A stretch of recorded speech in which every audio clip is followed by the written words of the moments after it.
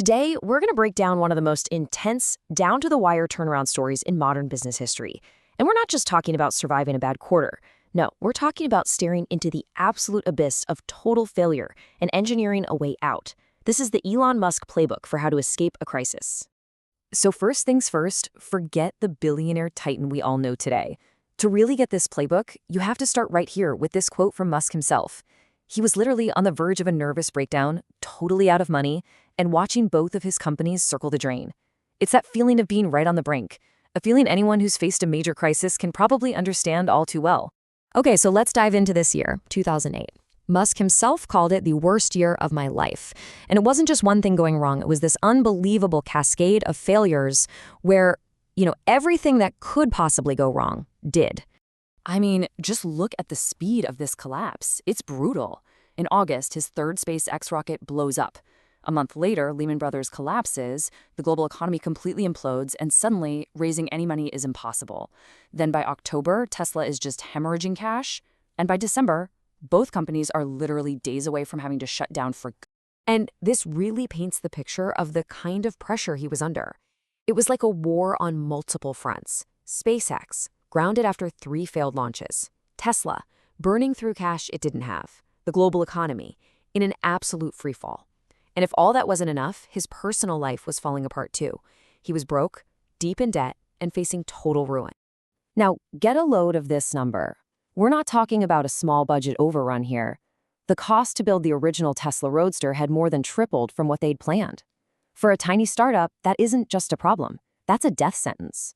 Just try to imagine your own business facing that kind of cost explosion overnight. So yeah, the situation looks completely hopeless, right? But this is where the crisis playbook really kicks in. It's not about trying to manage the decline. It's about making a radical all-or-nothing bet to win.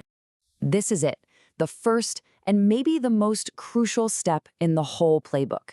A move defined by just absolute terrifying commitment. There was no hedging, no plan B. He put every single thing he had left on the line. And when we say everything, we mean everything. This is after he'd made about $180 million from selling PayPal. He took his last $20 million and split it right down the middle between Tesla and SpaceX. And you've got to understand, this wasn't just a financial move. It was a powerful signal to every last employee and investor that he was not going to quit. I mean, this quote just says it all, doesn't it? It's a declaration of absolute, unwavering commitment. He was genuinely willing to face complete personal failure for his vision. That level of conviction, that's what separates just surviving a crisis from actually succumbing to it. But here's the thing, money only buys you time. It doesn't actually fix the fundamental problems. To really survive, Musk had to completely change how his companies operated. And it all started with how they thought. He uses this mental model called first principles thinking. So instead of just accepting what everyone in an industry says, like rockets are just super expensive, you break the problem down to its core physics. For instance, with SpaceX, he didn't accept the high price tag. He asked, okay, what are rockets actually made of? And he found out that the raw materials cost was only a tiny fraction of the final price. So from there, he built a solution from the ground up, ignoring all the industry noise and figuring out a way to build rockets for way, way cheaper. And this way of thinking leads to a super practical 5-step process. And the order here is absolutely critical. You start by questioning every single requirement. Are they actually necessary? Then you aggressively try to delete parts and processes. Only after you've cut everything that isn't essential do you simplify what's left. See, most people make the mistake of trying to optimize something that, as he'd say, shouldn't even exist in the first place. Accelerating and automating? That comes dead last, only once the foundation is rock solid. And he didn't just preach this stuff from a corner office. He was living it. He was in the trenches. He personally took control of the failing systems. He was on the factory floor. He was negotiating with suppliers himself. He was acting as the chief engineer. The lesson? In a crisis, when the systems break, the founder has to become the system. So all the money, all the hard work, all the new processes, it all came down to one single nail-biting moment for SpaceX. With the money running out, they had one final chance to prove their technology actually worked. In Musk's own words, this was it. 3 launches had already failed. A 4th failure wouldn't just be a setback. It would mean the end of the company. Game over.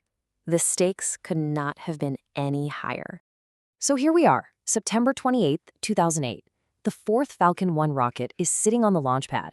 Everyone at SpaceX knows there is zero money left for another try. This single launch was going to decide the fate of everything they'd worked for. And then, success. The Falcon 1 reaches orbit. This wasn't just a launch, this was the critical turning point. This was the moment the entire narrative shifted from the brink of spectacular failure to the dawn of a whole new era in spaceflight. So, what can we really learn from this incredible turnaround? The real lessons aren't just in that one dramatic moment, but in what happened next, and what it teaches all of us about turning a crisis into a real opportunity. Well, the payoff was immediate, and it was immense. Just 3 months later, NASA awarded SpaceX a massive company-saving $1.6 billion contract. And that one successful launch also gave Tesla the credibility it desperately needed to land a crucial $50 million investment from Daimler. Just like that, both companies were saved. Now, let's put this whole thing in context for a second. Look at a company like Fisker. They raised over $1 billion and they still went bankrupt. Tesla survived with way less money. The key difference here wasn't the amount of capital. It was a founder with absolute skin in the game, someone who was willing to bet everything. So what's the takeaway for you? Well, first, your personal commitment is contagious. When your team sees you're all in, they'll go all in too. Second, a crisis can be a huge opportunity. While your competitors are panicking, you can be innovating. Third, when systems fail, don't be afraid to get your hands dirty. You have to become the system and fix it from the inside out. And finally, never lose sight of your long-term mission, even when you're just trying to survive the day. Which really leaves us with this final thought. Musk's story completely reframes the whole idea of a crisis. It suggests that those moments of greatest risk, when you feel like you're on the verge of losing everything, might just be the moments that contain the seeds of your greatest success. So the real question is, are you willing to bet on yourself?